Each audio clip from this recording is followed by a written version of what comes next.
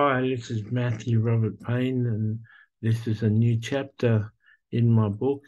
And my book is called 71 Helpful Writing Habits You Can Learn from Self-Publishing 91 Books. This is chapter 58, and the title is Be Frugal, but Don't Be Cheap with Your Contractors. It's important, like I've shared, to treat your contractors with love and respect. If you want them to do a good job, you want them to be loyal to you, if you want them to go out of their way for you, uh, put the effort in on your side to be loyal and effective and kind and generous with them. In the business of self-publishing books, you may need to be frugal. You may need to um, find ways to cut costs if you're going to do multiple books. And I've shared the ways that I've saved the money publishing books when my income has dropped. When I had the new contractor doing my covers. The first two covers were $97 Australian, and then the first few covers were $97, and then I asked for an offer for another cover, and he quoted me $157. And I wrote to him saying, the only reason I'm using you as a cover designer is because you approached me and said that you could do them cheaper.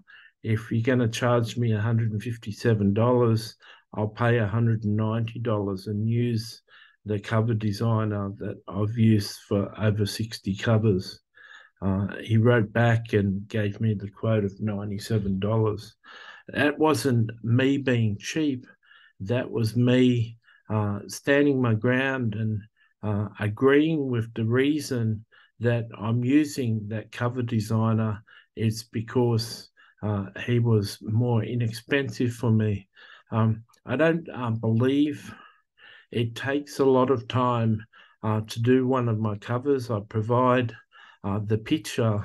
All that's got to be done is for them to arrange a title and put it in a pair of brackets. And I don't believe it takes a lot of effort.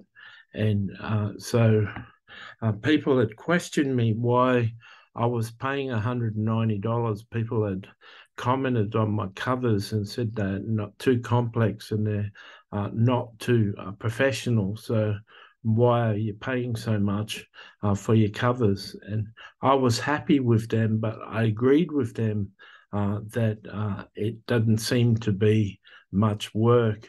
That my cover designer seems to have a template and just loads each of my books into the template and makes another cover.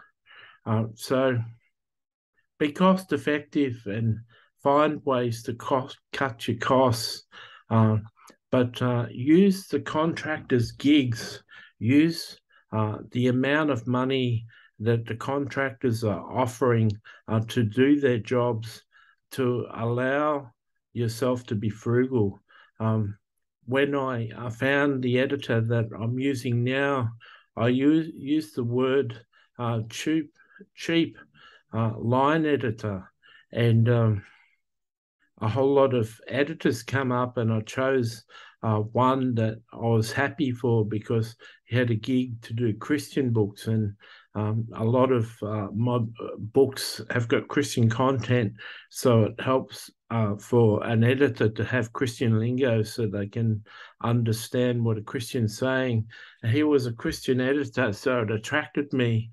And I found in the copy of his Fiverr gig that he had the word cheap mentioned a couple of times, and that's why it was coming up in the search.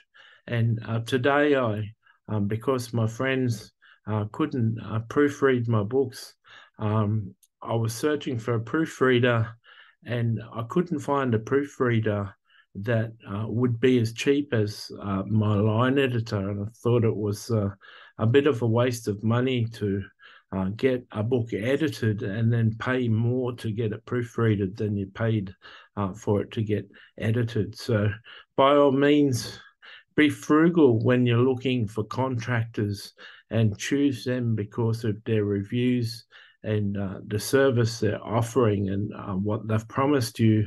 But when you've contracted them, don't be cheap with them. Don't try and negotiate a cheaper price for them than the one that they offered you. Don't be mean to them and don't be rude to them, trying to pin them down and force them to do cheap labor for you.